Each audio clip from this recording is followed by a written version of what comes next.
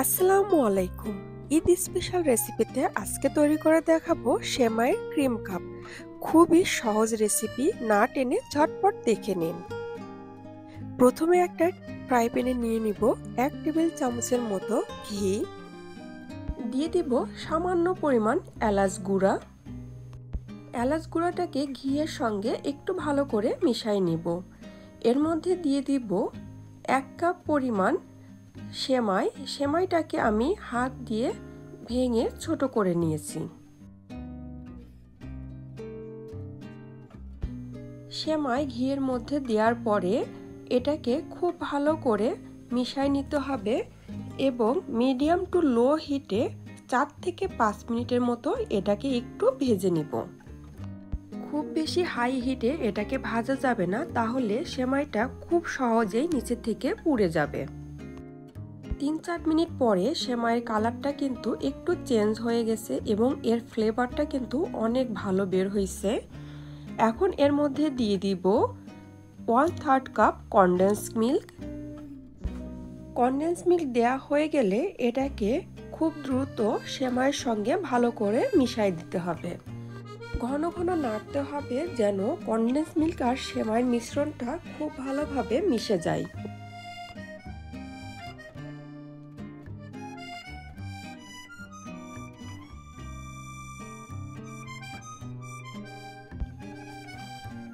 লো হিটে এটাকে অনবরত নাড়তে থাকতে হবে এবং আস্তে আস্তে এটা কিন্তু একটা আঠালো টেক্সচার তৈরি হয়ে যাবে। আমার সেমাইয়ের মিশ্রণটা রেডি হয়ে গেছে। এখন এটাকে চুলা থেকে নামাই নিব।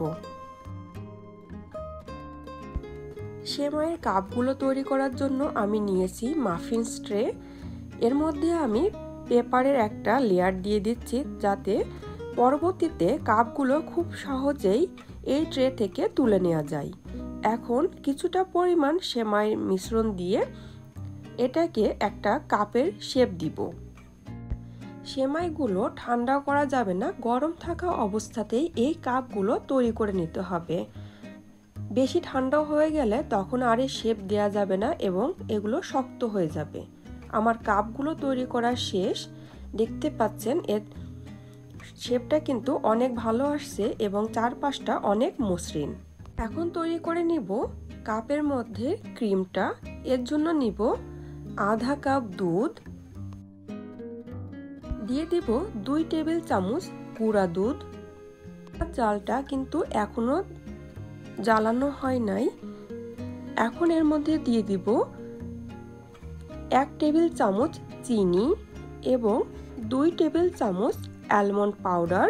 আপনারা চাইলে যে কোনো ধরনের বাদামের গুঁড়া ইউজ করতে পারবেন।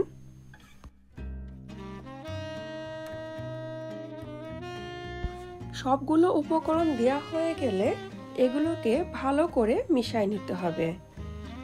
এখন চুলার জালটা মিডিয়াম টু লো হিটে দিয়ে এটাকে অনবরত নাড়তে থাকতে হবে।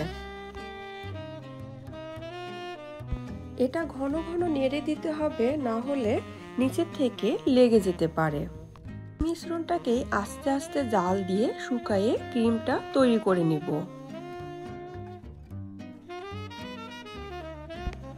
এখন এর মধ্যে দিয়ে দিব 1 টেবিল চামচ কনডেন্স মিল্ক। কনডেন্স মিল্ক দেওয়া হয়ে গেলে এটাকে খুব ভালো করে মিশিয়ে নিতে হবে। দুধটা জাল দিয়ে ঘন করে নিতে হবে। এখন এর মধ্যে দিয়ে দেব সামান্য পরিমাণ এলাচ গুঁড়া। এতে কিন্তু এই ক্রিমের ফ্লেভারটা খুব ভালো আসবে।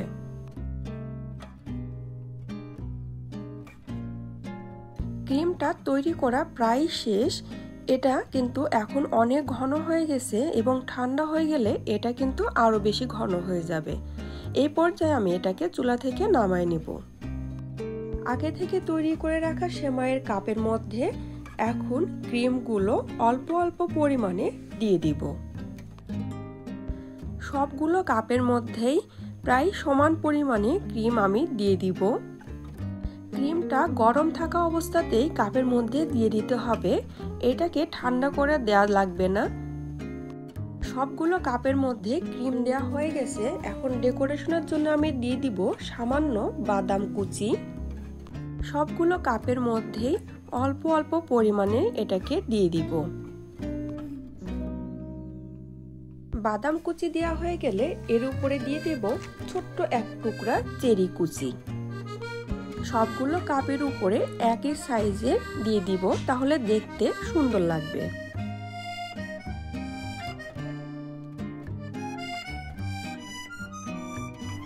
তৈরি হয়ে গেল সেমাইয়ের ক্রিম কাপ। এটা দেখতে যেমন সুন্দর, এই ক্রিম দেওয়ার জন্য এটা খেতে কিন্তু অনেক বেশি মজা। আপনারা বাসায় এই রেসিপিটা তৈরি করে দেখবেন, আশা করি ভালো লাগবে। পুরো ভিডিওটা দেখার জন্য সবাইকে অনেক অনেক ধন্যবাদ।